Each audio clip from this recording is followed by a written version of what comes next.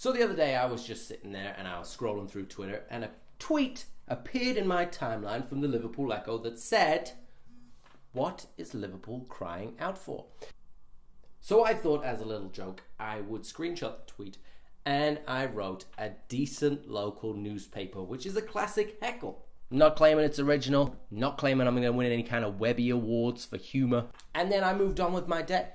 So about 20 minutes later, I look at my Twitter and I've got a few notifications. And I've got one reply, which has about 11 likes.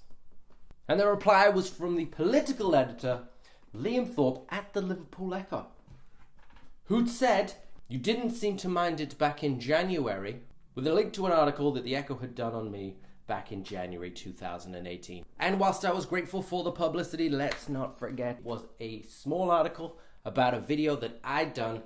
I gave you a story for free. You paid me nothing for the video, which you ripped from my YouTube and then put up on your own site, so you got all the views. But anyway, I digress. So I looked at the people that liked the tweet, and you know what? They all had one thing in common. What could that be?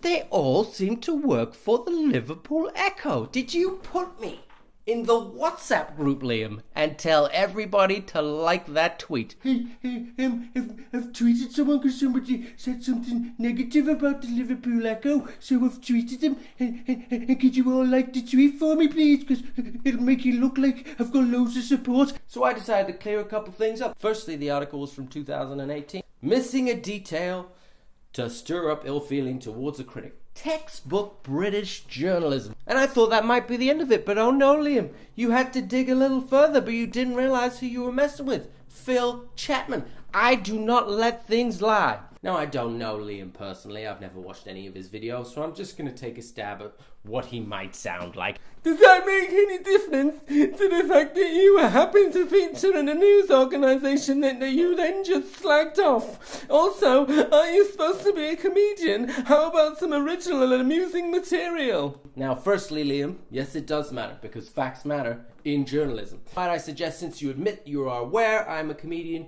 you take what I say as a joke, rather than getting your knickers in a twist about it. Let's take a look at the fact that you know I'm a comedian, Liam.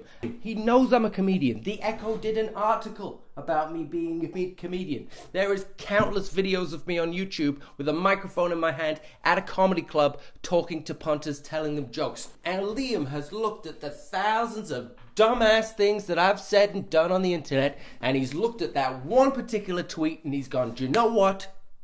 This one is definitely not a joke." How self-indulgent do you have to be, Liam? That's right, Liam. I've spent 8 years on a social media platform tweeting out dumbass things, making stupid videos, just so that I could tell my just over 2,000 odd followers one day that the Liverpool Echo is shite. How sneaky of me. What a master plan.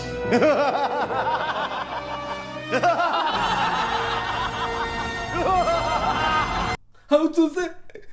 Forgive me.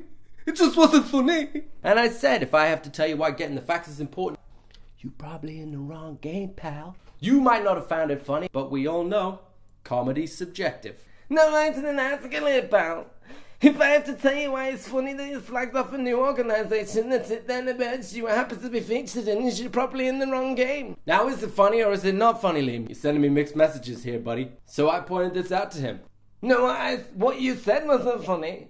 The fact that you then got called out was quite funny, if I may say so myself. Called me out? Called me out, Liam, did you? Who are you, John Cena? I must admit I'd be a bit naive if I didn't think anything was coming, because that certain someone put on his Twitter... This here is a message to funny Phil Chapman. If you want to slag off the newspaper that I work for, you better come and put your stones up. Now, one thing I did notice, Liam, is that you don't follow me. So I don't know how you saw this, and I don't know who grasped me up. Now, I tweeted out an apology. It was very tongue-in-cheek.